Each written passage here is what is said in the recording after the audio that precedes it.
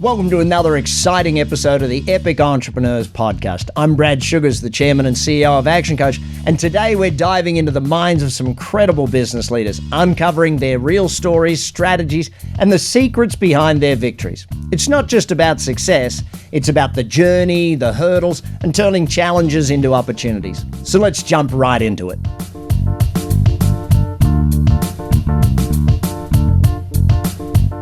Welcome, everybody, to another edition of the Epic Entrepreneur Podcast. Today, my guest is Neyla Diaz, and she is from Farminpex. And welcome to the program today. Neyla, tell us a little bit about yourself, your business, and where you are geographically located for all of our listeners and watchers today. Thank you so much, Andy.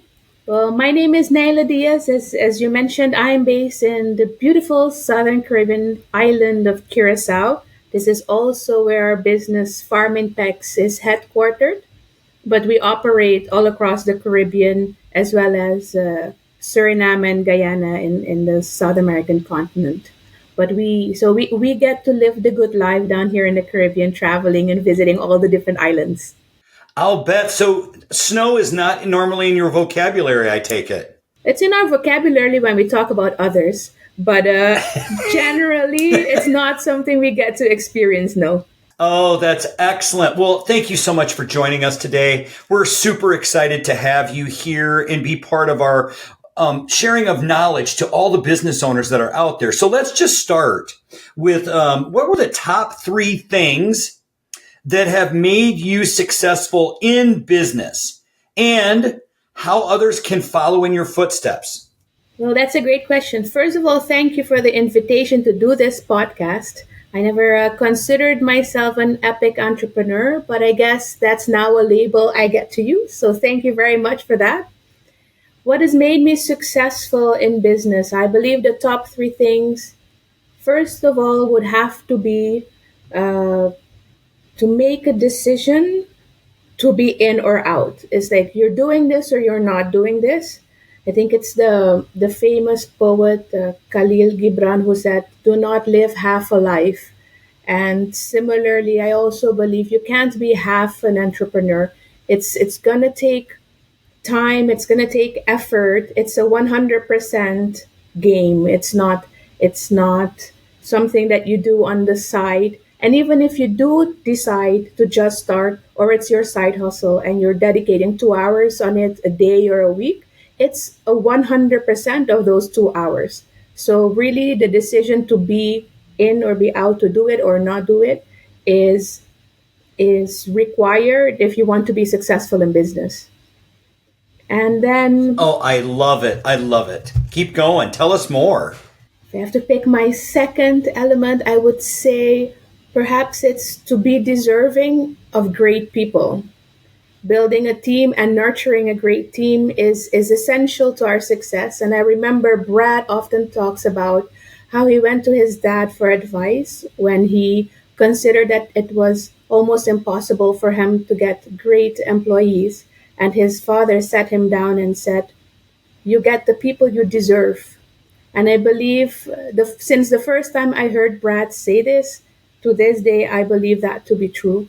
And so really, I think part of the success is to be deserving of great people, be the type of person as an entrepreneur that other people want to be around, build a great place to work, and create also an environment where great people thrive. And that may look different under different circumstances, but at the end of the day, great success will come if you have a great team of people ready to execute and committed to the vision of the company. And you asked me for 3 things, so I guess I have one more.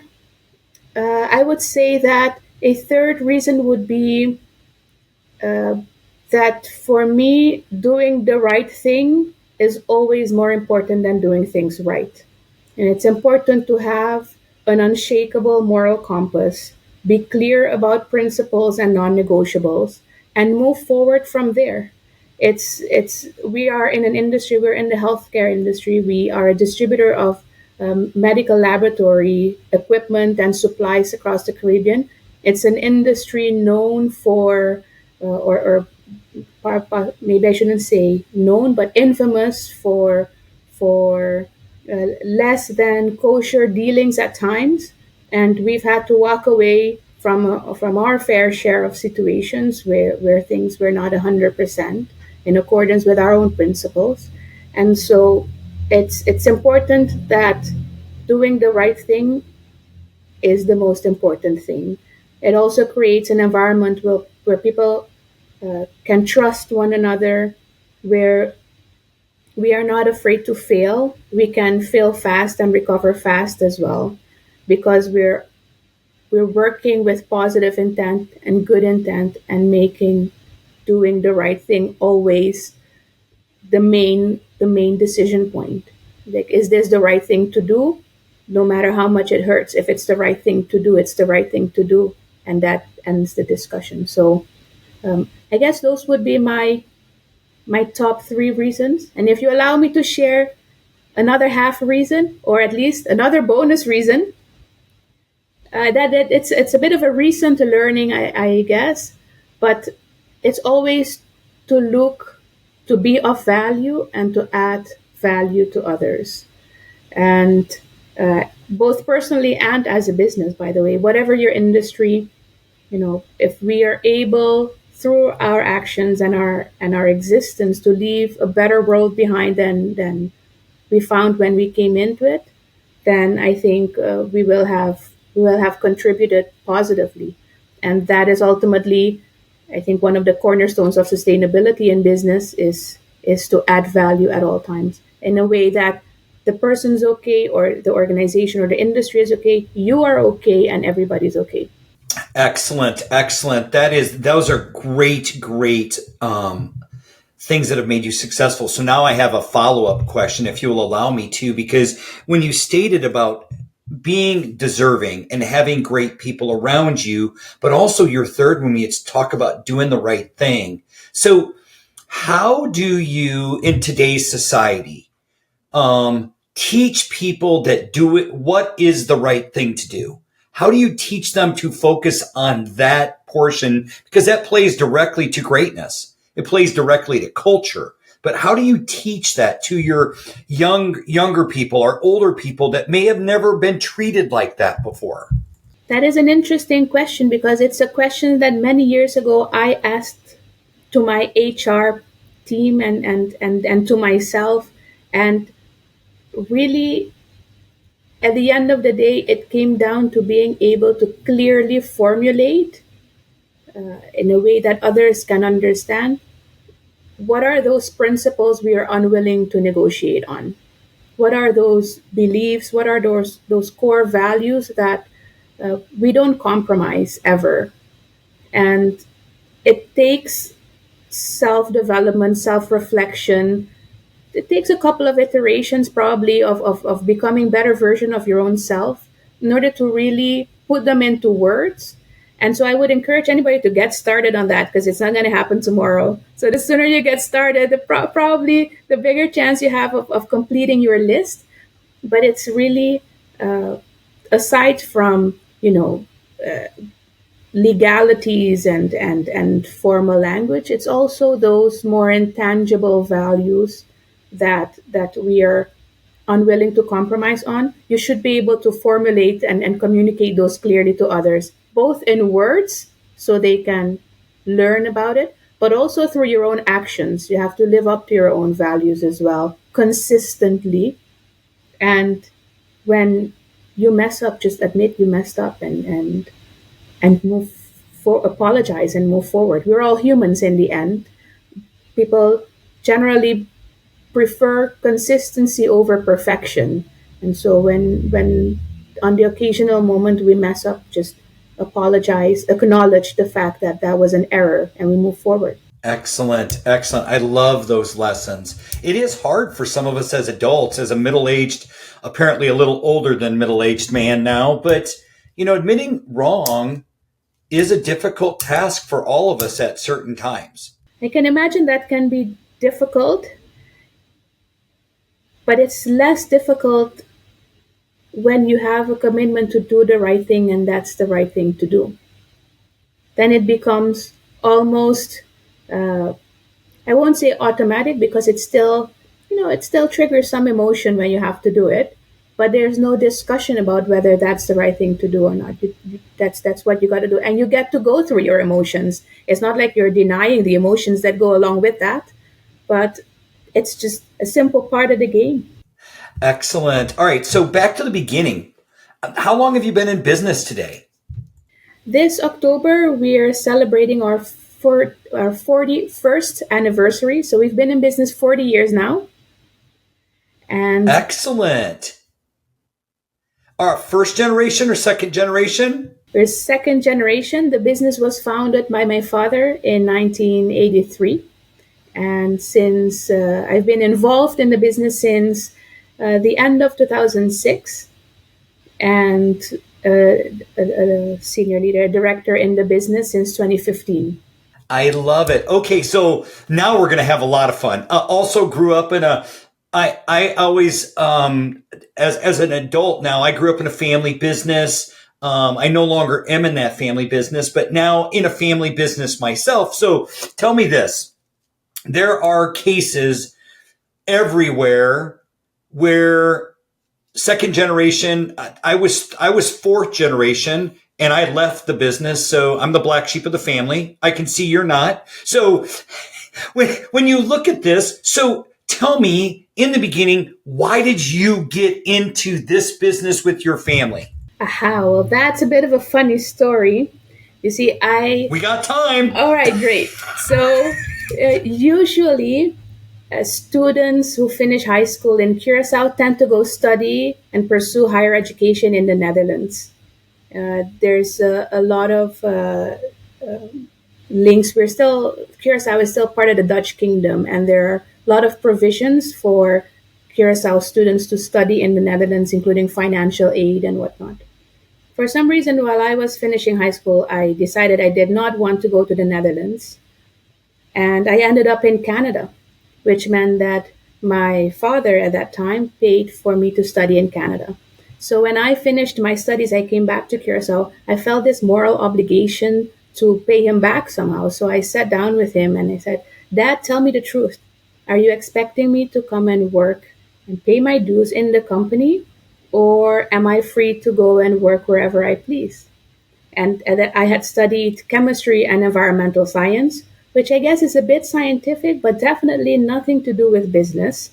So, so he said, no, no, no, no. It's great for you to get experience elsewhere. Just go and work elsewhere, wherever you want to. And I said, Dad, are you sure? Because I don't want to get a job offer and then you tell me I have to come and work at Farminpex. He said, no, no, not a problem.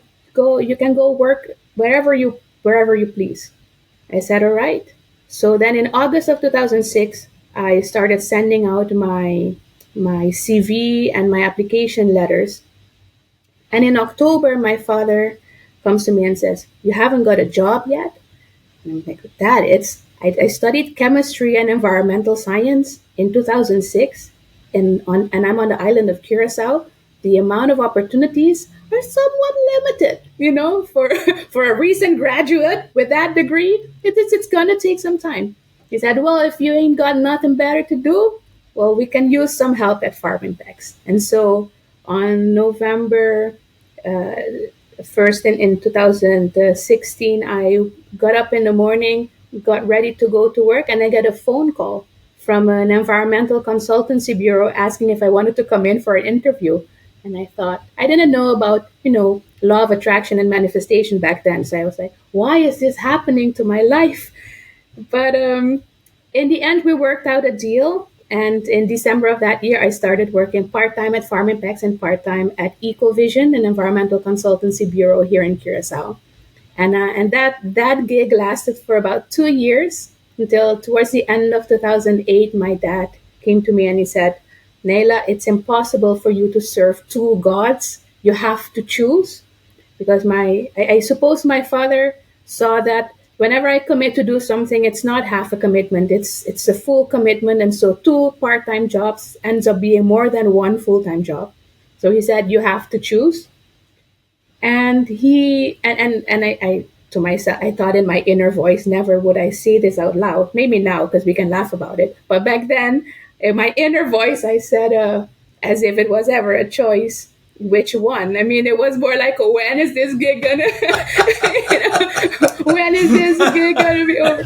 So in January 2009, I started full time in Farminpex.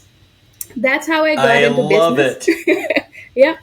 I love it. It's so, I love family business, right? We're in a family business today. You're in a family business today. We came out of family business, and, there is no greater teacher of guilt and shame other than our parents, right? They're good at it, right? I shall not. No, but look at, I will neither confirm nor deny. all right. Well, we should probably get back on track, but that's really great. And so looking back, right to the beginning, right, you had to make choices. You had to make difficult choices. How has that helped shape your leadership today with your team? I suppose the most difficult choices I've had to make during my time at Farminpex where had to do with the question of why should I do this. My father always treated the business as a business first, and family is if you happen to share the last name and you were in the business. But it was never the traditional, you are family, therefore you are in the business approach. No, he was very much this is a business that needs to run properly. That was his approach. And so when I started also at Farminpex, I started in the warehouse. I started unpacking boxes, packing boxes, shipping out stuff, and then I moved to helping out in logistics. I worked in tech support for a little bit because my chemistry background gave me some insights into how all the chemistries worked in the laboratories. And then I did sales. I had a brief stint in the finance department. So I, unbeknownst to me at the time, had a great internship across the entire business. But I had not formulated for myself why I would need to take over the responsibility of running the business. And being a distributor and a provider of laboratory reagents in the Caribbean is so much more than just a business because it's people's lives literally depending on us doing our jobs really, really well.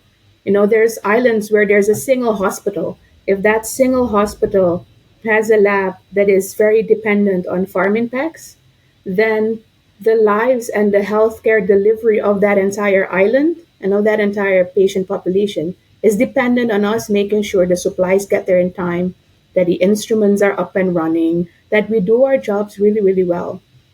And so in addition to a business, it's a great responsibility. And I struggled at times to understand why I had to do it. And especially when in 2015, my father called me to his office and he said, Neyla, we're going to get the paperwork for you to become the director of the company. And I said, okay. And then I left. And then 3 days later, he calls me again and says, yeah, well, this is the paperwork for you to sign to become a director, not the director, but a director in the company. And I looked at the paper and it was this very simple Chamber of Commerce form where you fill in your name and where you live and you put your little signature at the bottom and presto, you're the director. And so I looked at the paper and I took my pen and I was about to sign and then I said, but Dad, what does it mean to be a director of the company? And then he sat back in his chair and he says, being a director of a company is an employee position. And if you screw it up, the government is going to come take your house. So I said, oh, well, if that's it, now I'll just sign. So that was essentially my training on becoming or my introduction, Director 101. It's an employee. You serve the company, you serve the people, and you better do it properly. Otherwise, the government's going to come take your house. Essentially, that was the message. So, Oh, I love it. Baptism by fire.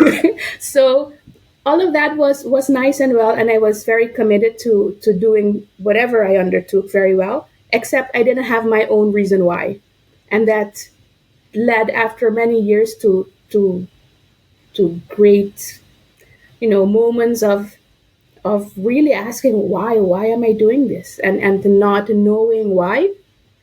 And so, on numerous occasions, I had to formulate for myself a vision for the company, and a vision and a purpose for me to be in the company, and do this and do it with the people, because it's not an easy job.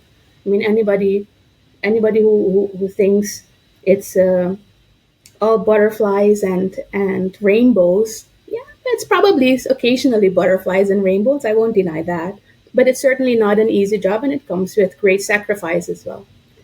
And I remember a moment in 2016 when there were I was at home alone at that time, and my house was broken into, and I was held at gunpoint.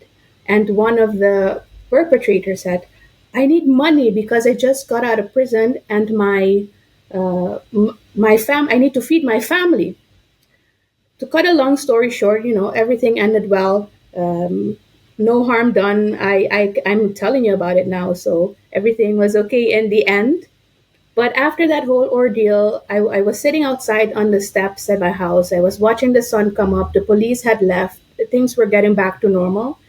And I thought, the level of desperation somebody needs to experience to consider this to be their only option is something that I cannot even fathom. And if I do anything with my life, I would want my life to contribute to eliminating this level of desperation and this lack of perspective from the communities where I live and where I impact in terms of work. And so that's how our slogan of building healthy communities with Farminpex, that's where it was born actually. And that is how I found my why, in terms of what business could do in terms of a positive impact for communities. It gives structure to people's lives. If it's a great place to work where people are also challenged in terms of mindset, that has a ripple effect to their families and the larger community. And it helps that we are in the healthcare industry because, again, doing well for us means people get access to healthcare. And so it's very easy to get satisfaction from that. And based on that, when I found my why, and when I determined, hey, this is Farminpex is a vehicle to build healthy communities, that's really, I would say, was one of the more impactful moments in terms of leadership for me, because that became our North Star. Oh, I love that. I love it through adversity. So this is a great, it's like all of our questions are aligning. So looking at the time you've been there, obviously this home invasion was a challenge, but what do you think has been your biggest challenge in business and how did you overcome it?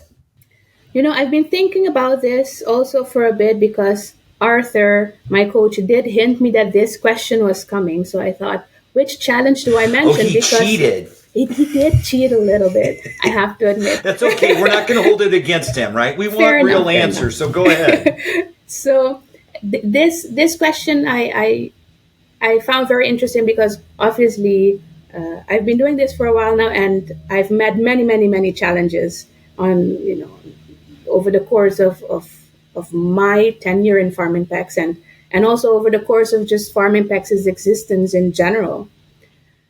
And so I thought, which one is the greatest challenge or the biggest challenge? And I couldn't really come up with one.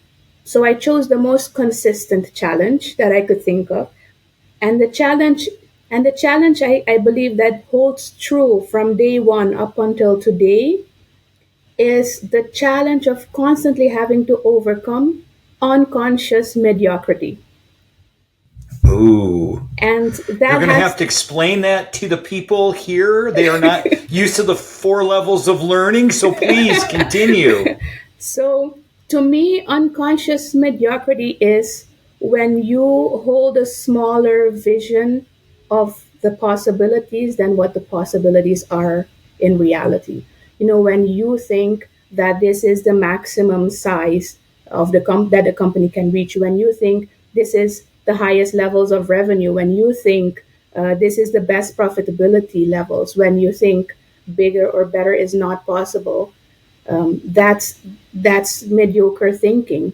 But in the moment, it seems like that's so true, and the challenge is to overcome that self-imposed limitation and expand your thinking, expand your belief, understand that more is possible, that abundance is encoded into life and into everything we do, but that it requires also, action and planning, and above all, learning. And so overcoming unconscious mediocrity to me is about being a student of life, constantly learning new things, exploring new things, asking yourself great questions, not giving up.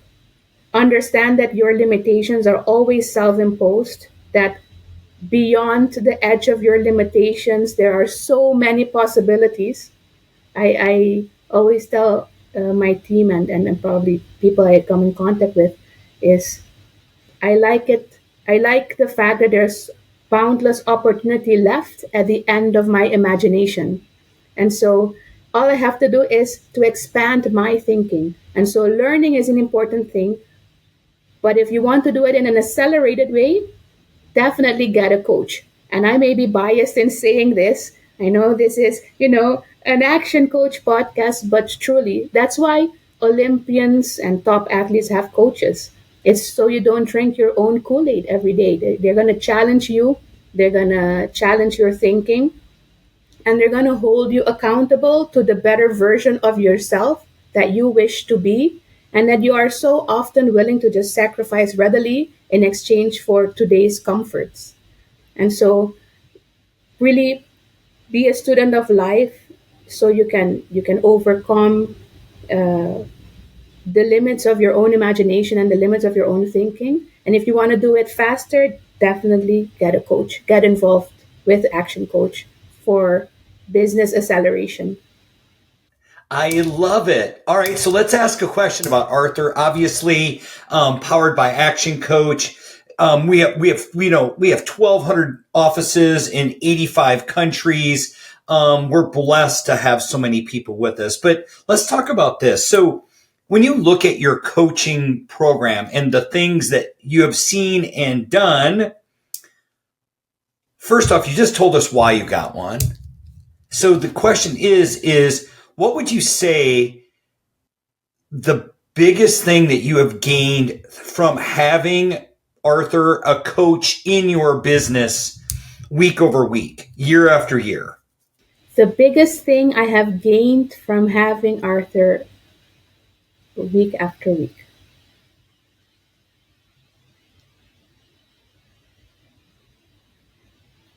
I suppose, there's so many. I'm trying to think of which one was the most impactful. So I'll go again to the most consistent impact. And the most consistent impact is that he's constantly one holding us accountable, because it's very easy to get comfortable. And I believe it's Jim Rohn who says the things that are easy to do are also easy not to do, right? So the good habits are there, but they often get replaced by bad habits. And if you're not constantly aware or making sure you displace bad habits with good habits, they seep into the culture, into the daily things, um, and before you know it, you're off track. One simple thing is that I send my daily planning to Arthur. In case it was not yet clear, I tend to be of the more philosophical nature, bigger picture kind of thinking. So planning for me and doing daily execution is a challenge. And so by me having to share my daily plan with Arthur holds me accountable to the execution of the daily plan. Now you can say, well, but that's not great, because he's going to come back at you and say, why didn't you do this? But that's not the point. The point is that we agree that if I do my daily planning and if I do daily execution well, I'm going to reach my goals. And so having this accountability of somebody looking over your shoulder to make sure I'm doing the things that are going to make me successful, that's, I think, what brings value. And bringing Arthur in, we've done programs not only in terms of one-on-one coaching, or not only for myself but for the rest of the team as well. We often participate at the growth club. That's the 90-day planning sessions as a team, either as a management team or as with entire departments. We've done that, and those are great moments of learning and accountability also for our team. So now when you come into the office and you talk about 90-day planning, everybody knows what that is. So we have the common language, we have a common systems. It's about those elements that make us successful. And so I guess, coming back to maybe answer your question, what's the biggest gain is making sure that somebody's ensuring that we are doing the things we need to do so we can be successful. That's the biggest gain. I love it. I love it. All right. So what would be the biggest advice or best piece of advice you would ever give another entrepreneur? The best piece of advice, I would say, tomorrow is going to be another day. You get to try again. And and so if today is a great day, tomorrow we have a chance to make it better. And if today is one of those days that just suck, and just everything goes wrong, and nothing works out today, well, today we get to try again. I love it. I love it. All right. I have more questions. All right. So if you were older than 25, what would you go and tell your 25-year-old self today? Well, what advice would you give your 25-year-old self today? My 25-year-old self, I'm going to think about where I was when I was 25. Mm, I would tell my 25-year-old self to be intentional about designing my life. And that means business has a space in my life. It takes up a significant portion of my life. But there's also a life outside of business. And if either one of those two uh, are handled with less intentionality, it fades into the background, because business can be all encompassing. It can be sometimes a 24-hour job. It can be uh, very intense at times. And that doesn't mean that every day it's going to be in balance, but there needs to be harmony among all elements. If you have family, if you have, sports, your physical health, any other learnings and endeavor you want to do outside of business, all these things, uh, you achieve the harmony when you're intentional about it and you organize and design your life in accordance with what you intend to achieve. And so I would go back and tell my 25 self to get started, and because it's a lifelong discovery as well. My north star doesn't change, but what I want to emphasize in my life at different points in time keeps changing, and that's okay. That comes with life, quite literally. And the sooner you start, the more iterations you're gonna get to go through, and the more things you're gonna get to discover. That's the compound effect of time. So just get started on being intentional about what you want life to be. That's what I would tell my 25-year-old self. Excellent. Excellent. This has been an epic interview.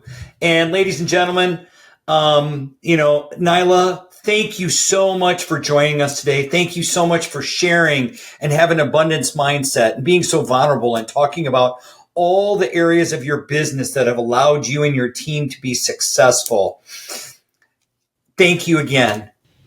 No, you're welcome. Thank you for the invitation.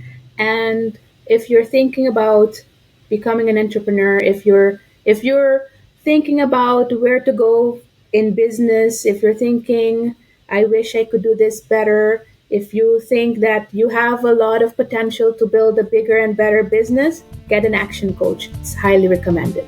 And that's a wrap for today's epic conversation here on Epic Entrepreneurs. Huge thanks to our amazing guest for their pouring their heart into sharing their journey. If you enjoyed this episode, hit that subscribe button, leave a review, share it, or hit that bell. But until next time, let's make sure you keep dreaming, take massive action, and stay epic.